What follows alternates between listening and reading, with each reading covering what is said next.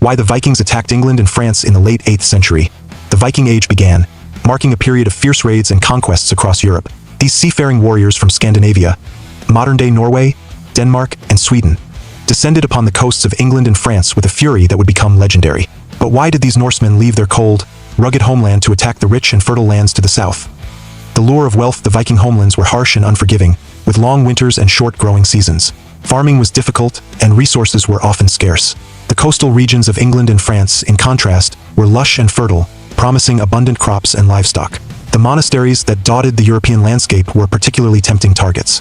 These religious centers were often poorly defended, yet they held vast stores of gold, silver, and other precious items.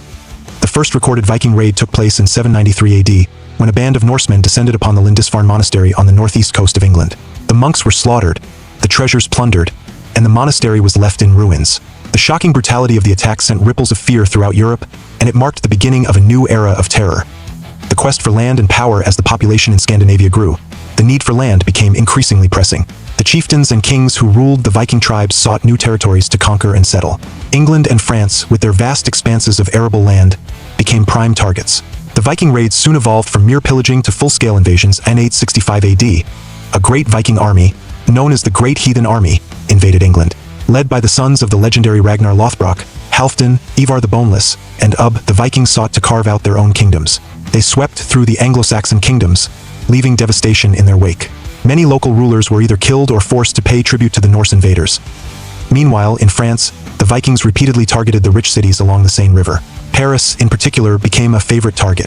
In 845 AD, the Viking chieftain Ragnar Lothbrok himself is said to have led a raid on Paris, sailing up the Seine with a fleet of longships. The city was besieged and eventually paid a massive ransom to the Vikings to spare it from destruction.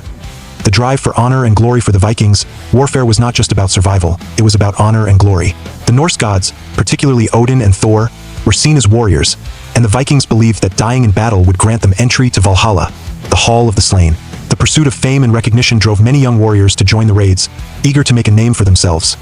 The sagas and poems of the Norse people celebrated the deeds of great warriors, and those who returned from successful raids were hailed as heroes.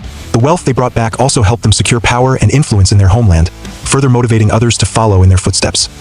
Political instability. In Europe, the political landscape of England and France during this time was fragmented and unstable, making them vulnerable to Viking attacks.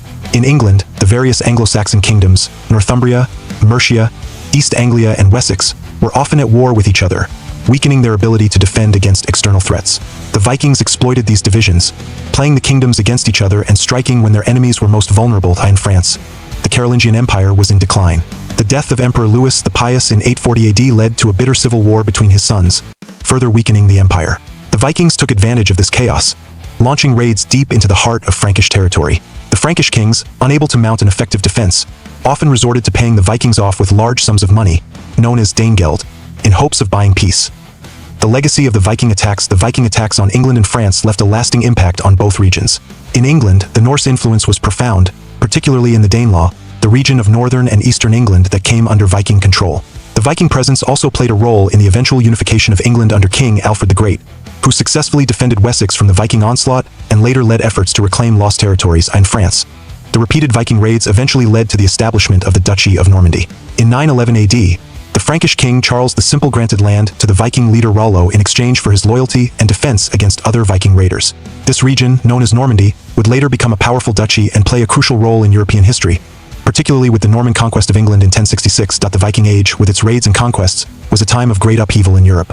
The Norsemen, driven by a complex mix of economic needs, a thirst for land and power, a desire for honor, and the weaknesses of their enemies, left an indelible mark on the history of England and France, a legacy that echoes through the centuries.